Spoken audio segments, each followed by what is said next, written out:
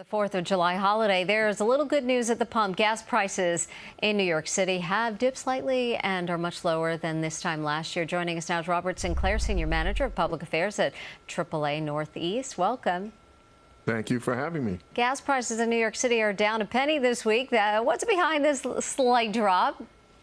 Well, we're actually returning to where we were. We're at 321 today. A month ago, we were at 315, and then the attacks against the Iranian nuclear program happened, and that led to speculation that there might be a widening of the conflict that could actually affect crude oil and gasoline supplies. That did not happen, so there's kind of a return to normalcy that's happening as a result, and gasoline prices are going down and probably will keep going down for a little bit longer.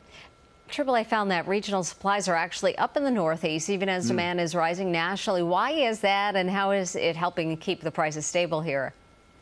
There is a premium for diesel fuel right now and jet fuel. A lot of people are flying, and there are a lot of goods and services being transported across the country, so diesel and jet fuel are getting premium, so refineries are pumping out as much diesel and jet fuel as they can. The nature of a refinery is that when you pump out lots of one product, you get lots of the other products as well. So there's lots of gasoline being produced as well, and demand is about 0.2% lower compared to this time last year. It's up recently in the last couple of weeks or so. So lots of gasoline is being produced, and it's going into storage, what's known as inventories.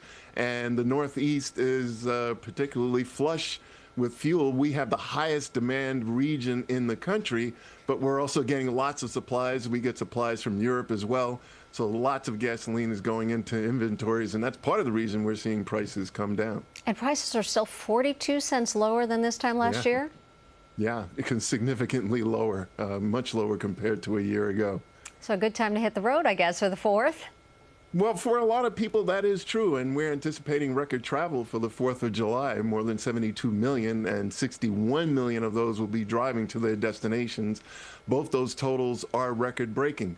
But there is a cautionary tale to be had, because we've done surveys of drivers asking them what the pain point is for the price of gasoline, and 40% have said $3 a gallon, that at that price they would have to cut back in other areas of the family budget, like eating out, making a major purchase like a big appliance, and we're at 321 nationwide. So it's affecting a significant portion of the population. We've done surveys asking drivers if they had $1,000 for an emergency vehicle repair, and again, 40% said that they did not. So for the 60%, it's great times. For 40%, it's a struggle, and those might be the people that have staycations.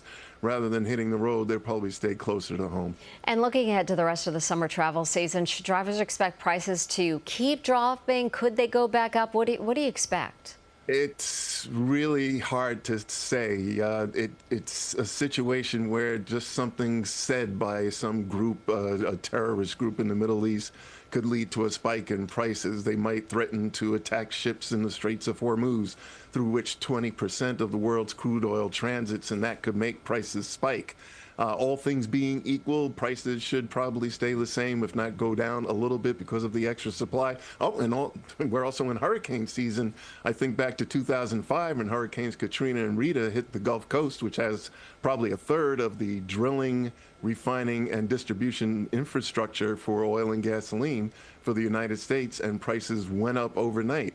So we are still vulnerable. We're deep into hurricane season. That goes till the end of November. So where prices might go, all things being equal, they should stay the same or go a little lower, but there are lots of volatile aspects out there that could change things very rapidly. Robert Sinclair, Senior Manager of Public Affairs at AAA Northeast. Thanks so much for joining us. Thank you for having me.